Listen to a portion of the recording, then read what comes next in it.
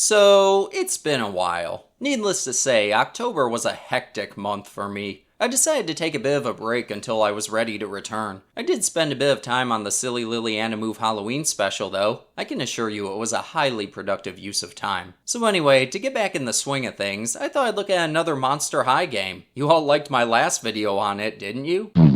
Oh, I guess not. Well, if you're watching this, congratulations, you get a Lucy Lilium Loyalty Award. Don't worry, I'll make another SpongeBob compilation sooner or later. For now, I'd like to take a look at a game that I found especially interesting. That's right, I wasn't done talking about this series just yet. So the Monster High website used to be a hot place to visit back in the 2010s. Containing all sorts of games and features you could occupy yourself with for hours, it was always exciting to pay it a visit. Like with many other children's websites, it isn't nearly as involved as it used to be, but it's nice to look back and remember how great it once was. It was highly interactive and themed around letting the viewer feel like they were attending the school itself. But what I'd like to focus on is the Catacombs section of the website. This is where we would find a collection of 4 different games called Creeptastic Catacombs. They were dedicated to 4 different specials that aired in 2012. They weren't necessarily based on the exact plots of the specials, but they kept in line with each of their themes. The first is called Scary Sweet Memories, which is based on the special Why Do Ghouls Fall in Love? Draculaura's sweet 1600 birthday is coming up, so Claude gets her a bunch of gifts that are hidden by Toralei. Now he has to go through the catacombs to find them. We're then met with what seems to be a simple platformer, where you run with the arrow keys or WASD and shoot with the spacebar. You grab items that look helpful and kill anything that looks evil. However, there are many different directions you can jump in and a lot of sections to explore. Some of these require a good bit of backtracking to reach, so it can take a while to get through a single stage. You can only take 5 hits, so be very careful. You do not want to lose your progress in these games. Though I mean, the stages seem a lot shorter if you just rush to the end and don't explore, but where's the fun in that? Then we get a funny scene of Claude chasing Toralei, then it's on to a new area. And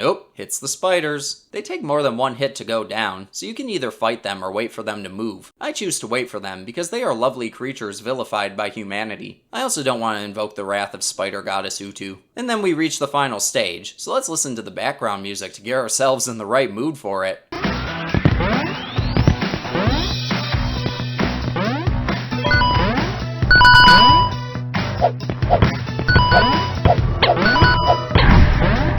Doesn't that really get you pumping? Has a really fitting vibe for Monster High too. But the level isn't actually that hard to get through. You'll find that this game is by far the easiest of the 4. So after we beat it and hear Draculaura say, "Thanks for all the scary sweet memories, I heart them," we can move on to the next one. This one is based on Escape from Skull Shores, and we play as Laguna. Funny how I've played 2 Monster High games on this channel and both of them have involved Laguna swimming. It's a new genre I'm digging into. But in Shiptastic Rescue, the guys and ghouls are going on vacay, but a Kraken steals the luggage and Laguna has to get it back. So just like in the last game, and pretty much every game in existence, we're avoiding evil things and grabbing cool things. Only this time, we're swimming through the stage. This is the only one of the 4 that switches up the regular platforming format, and the levels go on for even longer than they did in the first one, but there's so much to see and explore. I like swimming in circles around the pufferfish. Just don't eat them, they'll give you some trippy effects. But these eels that come darting at you and take up most of your wiggle room? Yeah, I despise those creatures.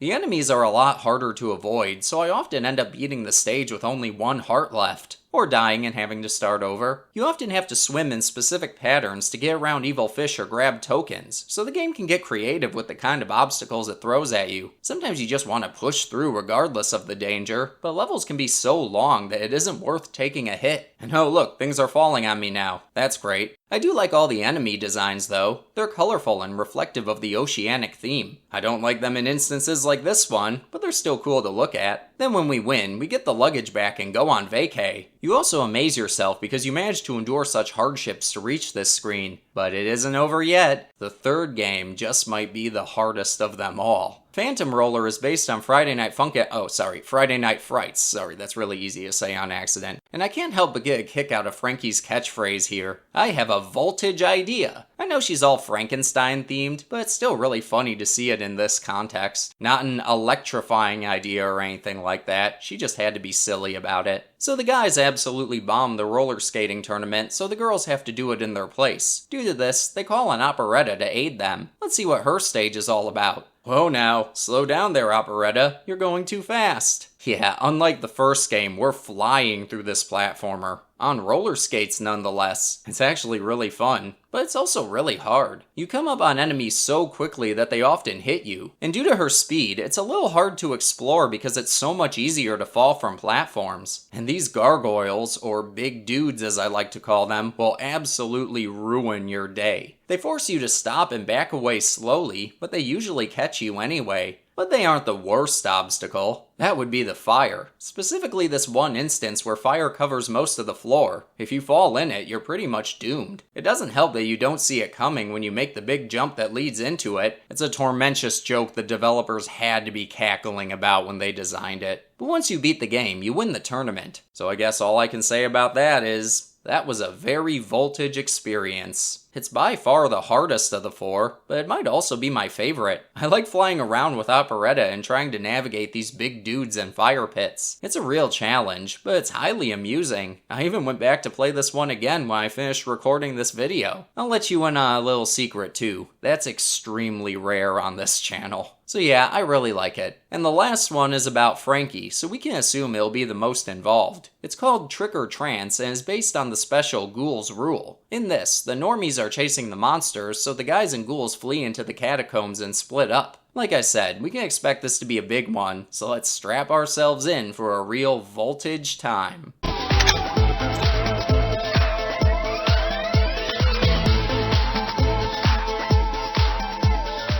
Or maybe not. Yeah, for some reason, this game doesn't always work. I guess it's just so detailed that it's hard to process nowadays. Guess that's it then. Goodbye.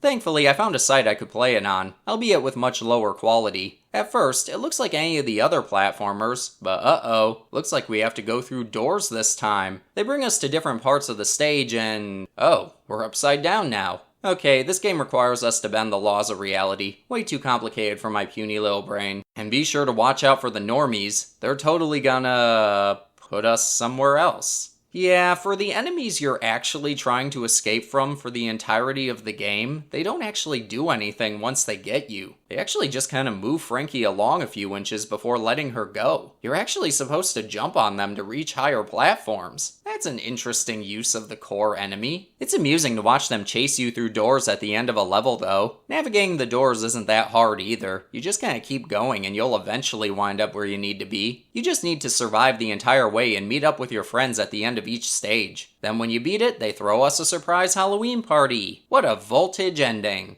So, that's the last of the 4 games. So what can we say about them?